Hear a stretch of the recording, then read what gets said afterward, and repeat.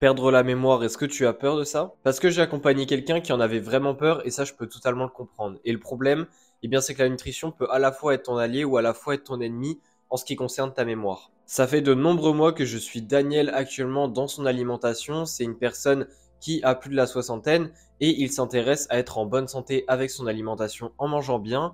Mais une de ses gros problématiques, eh bien, c'est qu'il a des problèmes de mémoire. Le problème, eh bien, c'est que Daniel, lui, déjà, il travaillait avant dans la finance, etc. Il était beaucoup lié aux chiffres, donc il avait plutôt une bonne utilisation de sa mémoire, donc il comprend pas forcément pourquoi ça lui arrive.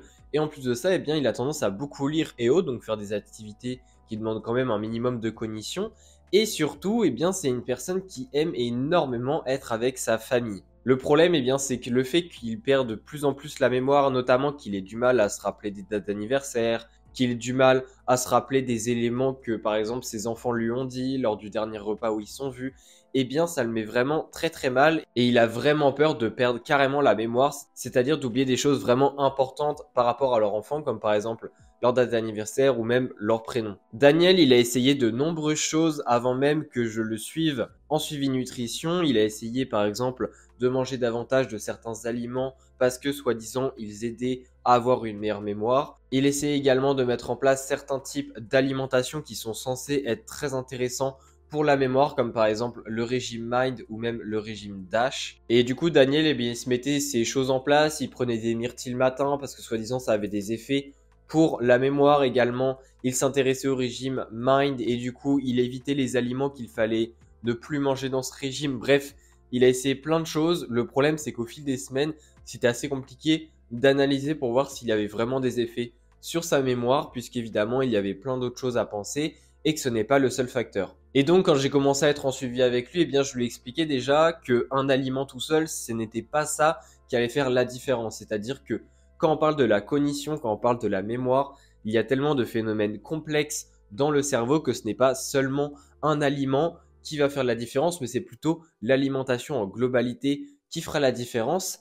Et surtout, eh bien, on parle ici plutôt du nutriment qui aura un effet et pas de l'aliment en lui-même. C'est-à-dire que pour la myrtille, par exemple, eh bien, peut-être que ça a des effets, mais ce n'est pas la myrtille en soi qui a des effets, c'est plutôt les composants qui composent la myrtille. Avec ce concept-là en tête, eh bien, du coup, on a avancé, on a mis des choses en place, on a continué à manger des myrtilles parce qu'il adorait ça, mais en plus de ça, eh bien, c'est vraiment focus sur des objectifs plus grossiers au niveau de l'alimentation, par exemple la quantité de lipides qu'il fallait manger dans l'alimentation, la quantité de protéines, etc.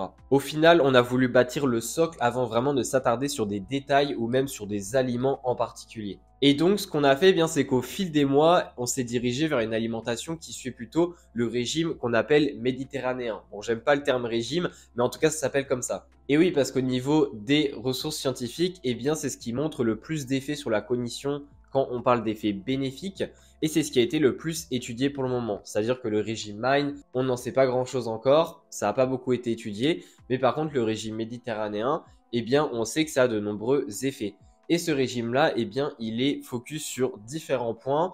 Le fait, par exemple, d'augmenter son apport en fibres, d'avoir au minimum 30 grammes par jour. Également de manger des céréales plutôt non raffinées que raffinées, puisque ça apporte à la fois justement des fibres, mais ça aide notamment aussi à prévenir le diabète, etc. Enfin, du moins, ça a une association. Et évidemment, eh bien, les autres problèmes de santé, comme le diabète, comme les maladies cardiovasculaires et autres, eh bien, ça a aussi un minimum de lien avec la santé du cerveau, puisque le corps est connecté un petit peu de partout. Également, c'est en lien avec une bonne composition des lipides qu'on a et surtout ne pas manger trop de lipides dans son alimentation.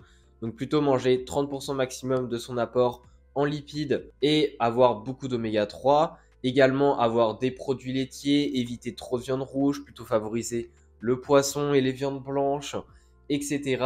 Et aussi évidemment favoriser les fruits et les légumes pour être en bonne santé. Et donc, eh bien, sur ces différents principes, on s'est focalisé là-dessus, on a mis des objectifs en place avec des chiffres pour vraiment qu'on soit clair, pour savoir si on les atteint ou pas, de façon à vraiment créer de nouvelles habitudes qui vont être pertinentes pour le cerveau de Daniel à long terme. Par exemple, au niveau des protéines, le régime méditerranéen pour les personnes plutôt à plus de 60 ans, eh bien, on conseille au moins 1 gramme jusqu'à 1,2 g par kilo par jour.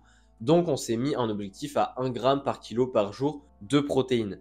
Au niveau des lipides, eh bien, on s'est mis aussi une limite. On s'est mis une limite de 90 grammes pour son cas, mais globalement, eh bien, c'est 30% de l'apport énergétique à ne pas dépasser si possible, tout en favorisant à l'intérieur plutôt les oméga 3 et aussi eh bien, tout ce qui est acide gras insaturé de manière globale, en évitant d'avoir plus de 10% de nos apports énergétiques, c'est-à-dire plus de 1/3 de nos lipides qui sont sous forme d'acides gras saturés. Au niveau des fibres, eh bien, on s'est assuré évidemment de manger suffisamment de fruits et légumes dans la journée, mais également des céréales non raffinées et pourquoi pas aussi des légumineuses 2-3 fois par semaine, tout en évitant de manger énormément de sucre puisque manger plus de 10% de son apport calorique en sucre est associé avec une moins bonne cognition. Évidemment, tu dois te dire que ça fait beaucoup de chiffres et même pour Daniel, ça fait beaucoup de chiffres.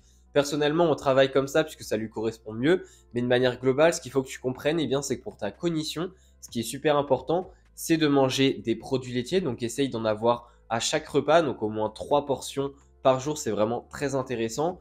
Également, au niveau des oméga 3, eh bien, si c'est compliqué pour toi de manger très souvent du saumon, donc au moins 1 ou 2 fois par semaine, également à côté des graines de chia, des graines de lin, eh bien, c'est déjà de très bonnes sources. Mais si tu hésites, eh bien, autant prendre aussi une supplémentation qui, évidemment, doit être bien choisie puisqu'il y a des supplémentations en oméga 3 qui sont plutôt toxiques, malheureusement. Au niveau des fibres, comme je l'ai dit, c'est plutôt des fruits et légumes, donc un petit peu par-ci par-là, c'est-à-dire au niveau des collations, prendre au moins un fruit. Au niveau des repas, prendre au moins une portion de légumes et à côté, essayer de manger de temps en temps des légumineuses et également une fois sur deux au minimum de manger des céréales non raffinées. Et tout ça, avec l'effet cumulé, eh bien, tu vas avoir un bon apport en fibres. Au niveau des protéines, c'est assez simple au final, avec déjà les produits laitiers. Et si en plus de ça, tu rajoutes le poisson, donc notamment le poisson gras comme le saumon, mais aussi du poisson maigre et aussi de la viande maigre avec des œufs à côté, normalement, tu devrais atteindre un apport en protéines qui est satisfaisant, sans oublier évidemment les légumineuses et les protéines plutôt végétales comme les céréales non raffinées qui vont aussi en apporter. Et au niveau du sucre, eh bien, de manière globale, c'est d'éviter les aliments ultra transformés, même si évidemment ils ne sont pas tous mauvais, mais pour une règle générale, ça permet quand même d'à peu près savoir qu'est-ce qu'il faut privilégier ou non. Évidemment, il n'y a pas que l'alimentation méditerranéenne qui est intéressante, il y a d'autres nutriments qui sont potentiellement intéressants aussi pour la cognition. Il y a par exemple la vitamine D. Se supplémenter en vitamine D, c'est super important, et notamment pour Daniel qui le fait aussi, puisque plus on prend de l'âge malheureusement, et moins on va synthétiser correctement de la vitamine D avec notre corps, puisque justement avec le soleil quand il vient sur nous, eh bien j'en ai déjà parlé dans une autre vidéo, mais en tout cas les panneaux solaires de notre corps sont de moins en moins efficaces pour produire de la vitamine D au contact du soleil, au contact des UV plus précisément, pour justement en produire suffisamment. Donc là, une supplémentation est vraiment très intéressante, surtout que la vitamine D est très liée avec le calcium, qui est très important aussi pour la cognition, et c'est pour ça notamment qu'on conseille des produits laitiers. Donc ça, c'est vraiment un supplément qui est censé être très intéressant. Il y a également la vitamine B12. Attention si on est végétarien ou vegan. La vitamine B12 est très importante pour la santé du cerveau, notamment pour la production de myéline, etc. Donc voilà, ça c'est vraiment très important. À savoir que la myéline représente un petit peu comme les turbos dans Mario Kart, les petits arcs-en-ciel qui nous font avancer plus vite. Eh bien, c'est exactement la même chose pour les transmissions au niveau des neurones, c'est-à-dire que quand une information passe au niveau du myéline, eh bien ça booste son transport et donc ça permet de mieux transporter globalement les informations à travers le corps. Il y a également les polyphénols qui auront un intérêt, et c'est pour ça notamment qu'on conseille beaucoup les fruits, comme notamment les fruits rouges, également les légumes, puisqu'il y a des polyphénols dedans.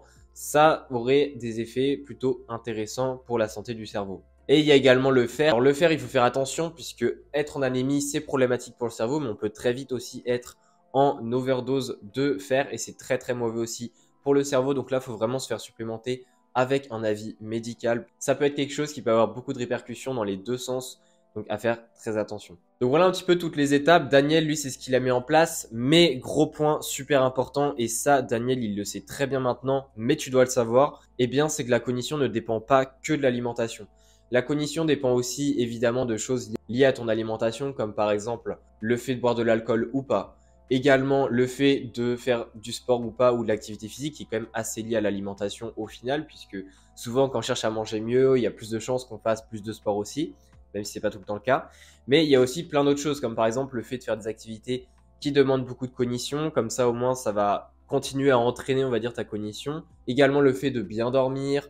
Bref, il y a plein de choses, il y a aussi des facteurs stressants, est-ce qu'on est beaucoup stressé ou pas. toutes ces choses-là, il faut aussi les prendre en compte. Et ça montre que l'alimentation, oui, peut t'aider. Mais si à côté, il n'y a rien qui va et il n'y a que ton alimentation où ça va, peut-être que ta cognition n'arrive pas vraiment à suivre et que tu ne verras pas forcément de bénéfices. Donc c'est vraiment un travail qui se fait sur plusieurs points de ta vie à garder en tête. Mais sinon, je te conseille vraiment de suivre cette diète méditerranéenne, comme je l'ai dit, donc les différents principes. Et ta cognition en aura beaucoup de bénéfices, à savoir que ce n'est pas que pour les personnes qui ont des problèmes de mémoire, justement.